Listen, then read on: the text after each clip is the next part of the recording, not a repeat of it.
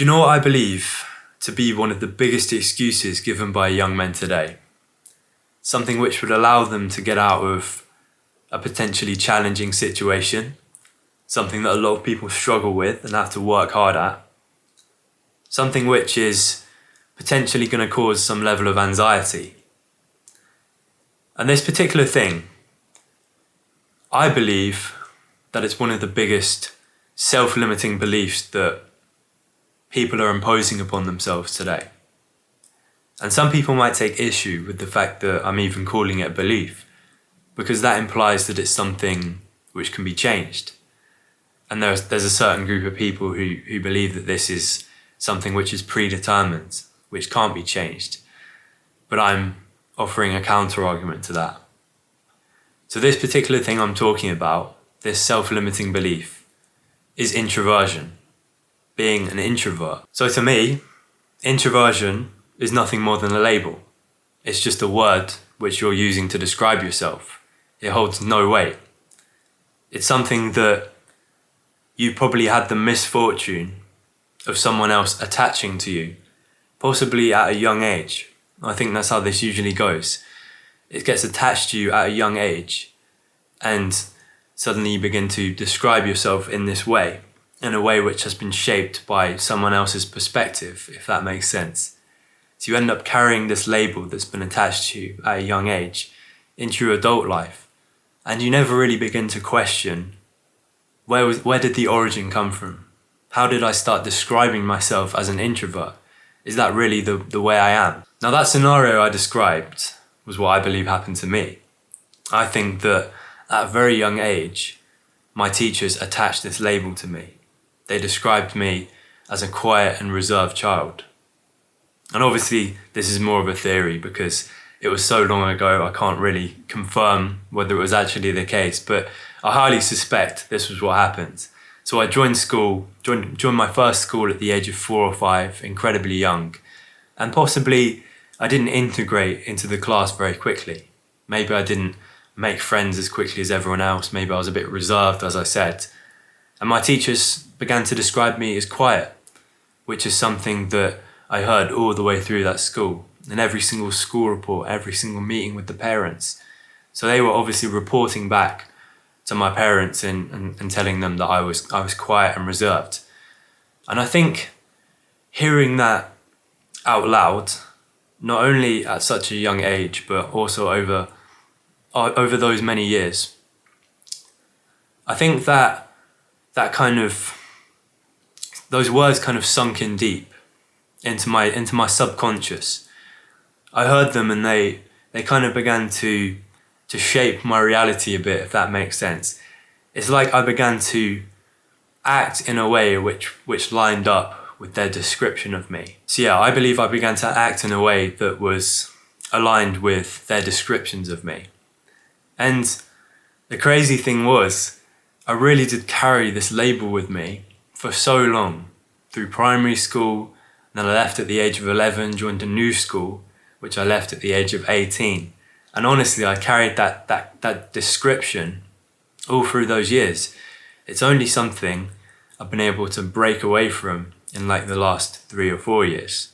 And that's coincidentally when I've actually began to flourish socially. The crazy thing is, I would say that I've literally gone from being an introvert to an extrovert. Like maybe I'm not the loud and obnoxious guy, like I'm not always the center of attention, but I can hold my own in a conversation. I have no problem speaking to people I don't know, approaching strangers. I don't have any problems with speaking in front of large groups of people. And it was a long process to build up my social skills to that level. It wasn't easy, but the first step, in all honesty, was ditching this mindset of introverts versus extroverts, just disregarding that whole concept. There is a lot of stigma attached to the word introvert in terms of what people think of when they hear that word, what people will assume about you when you tell them you're an introvert. Sometimes it feels like I'm the bearer of bad news on this channel. Like I have to kind of be a bit unfiltered. I have to get the truth out there, no matter how uncomfortable it is. I'm not saying it's fair that people view introverts in this way, but I've got to be truthful with you. I think introverts or self-described introverts are at a massive disadvantage in this life. I think when it comes to job opportunities, when it comes to social events and parties, those people who are very socially energized, who are very good at bringing people together, they're the ones who get rewarded. They're the ones who go far in life. And kind of the opposite for introverts. Like I'm sure there are some exceptions, like some self-described introverts who have gone on to be very successful. But I think that generally the world treats extroverts better. And obviously I just told you that I disregard the concept of introverts and extroverts. I think extrovert is an equally damaging label because it implies that people who are very good at socializing and know how to kind of bring people together, entertain people, didn't have to work very hard to get there, which is not the case. I think, and I know this might come across as a bit controversial, it might hurt a few feelings, but I think that the majority of introverts are using this label as an excuse to get out of putting the work in, to improve their social skills, to become more confident in social situations. I think it's just a big form of cope, to be honest. We've got to ditch this whole mindset of introverts and extroverts. I don't see the world that way. I see it as people who are good at socializing and people who are not. People who are way more kind of confined to their own space, don't get out of the house as much, and people who are going out a lot and literally forcing themselves to have social interactions. I think that the majority of introverts are probably just socially anxious, and they're confusing the two definitions. Like, I don't think there's anything wrong with social anxiety, just putting it out there. I still get socially anxious from time to time. It's a completely normal thing. But I think they're using this label of introversion, of introvert, that rather than the label of socially anxious, because it kind of helps them escape responsibility. In terms of like self-talk, it sounds a bit better, because introvert is kind of this thing that it's implied we can't change. It's like you're born this way. You can't change it. Whereas social anxiety kind of implies that it's like a state of mind, something that can be changed. I think that the label of introvert, what I'm saying is a very, very convenient excuse to get out of working on whatever this particular problem is. Social anxiety is something that we can change. And I think that using the label of introvert instead is kind of helping people escape accountability for their own circumstance. It sounds a bit better in their head. It's like a bit more cozy. It's more convenient for them because it excuses them from going through the sometimes highly uncomfortable process of improving your social skills. No one fucking initially likes having to talk to people they don't know.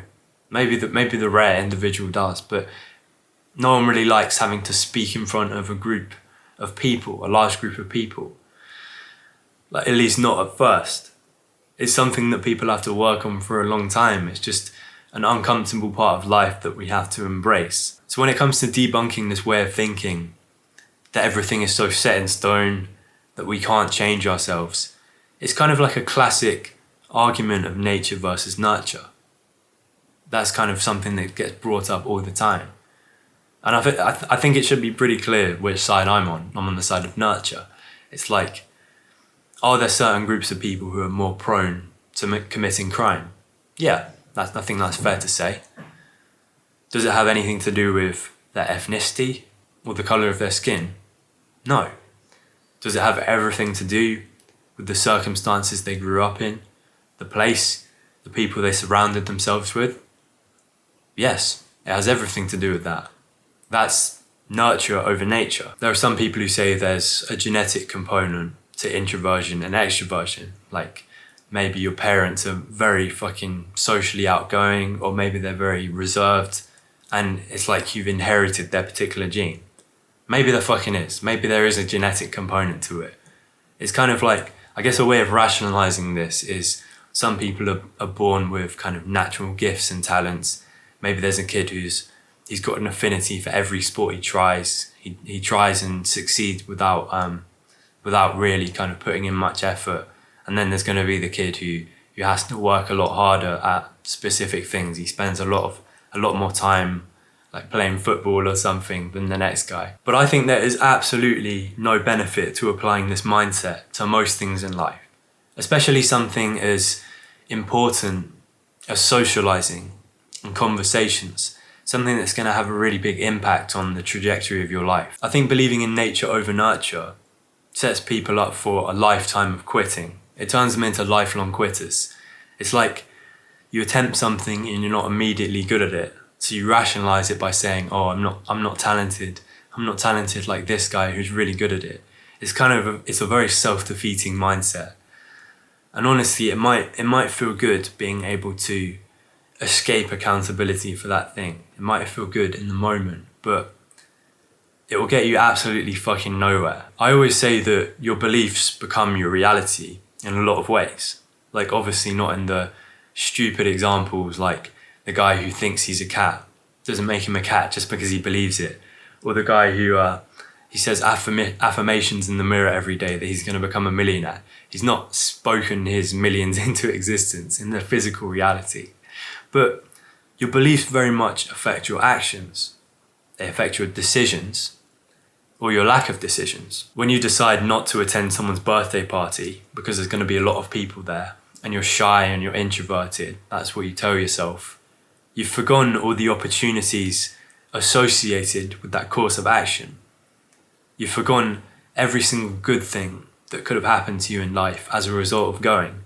You've just cut it all off. I think opportunities is a good word to use there, because when you break it down, what is life really about? What makes a fulfilling life? I think I can answer that question quite well. A fulfilling life is about discovery. It's about making memories, meeting people, doing exciting things, going places, just really making the most of your time on this earth. Those are all opportunities. There's a really great quote which I love from the book, The Millionaire Fastlane, which I highly recommend you read. And it goes like, luck is what happens when probability goes from impossible to likely. There's a lot of people in life who believe they're unlucky. They're naturally unlucky that opportunity hasn't come their way. They missed the gold rush. They missed the opportunity to make $1 million. They're 30 and they don't have a girlfriend. It's true that luck exists in some capacity, but luck is kinder to certain people than others. We often say that a lot of the good opportunities in life are right place, right time. And that's true. That's completely true. When we break it down, one of those things we can control. Obviously, we can't control the right time. That could be at any moment, without any notice. But what we can do is prepare for that time. We can be in the right place. We can't control the time when opportunity strikes, when we get lucky. But we can prepare ourselves for that moment. We can get to the right place. We can work on our social skills to the point where we're charismatic and confident, where we can hold a conversation with anyone, where we can speak to a room of 1,000 people. We can prepare for that moment. We can become the person that people actively want to spend time with, who provides value in every single one of his exchanges, who surrounds himself with the right network of people, a strong network of contacts, who attends the right events. We can prepare for all those things. So when the opportunities do come knocking, we'll be there to answer. That's all for today, bro.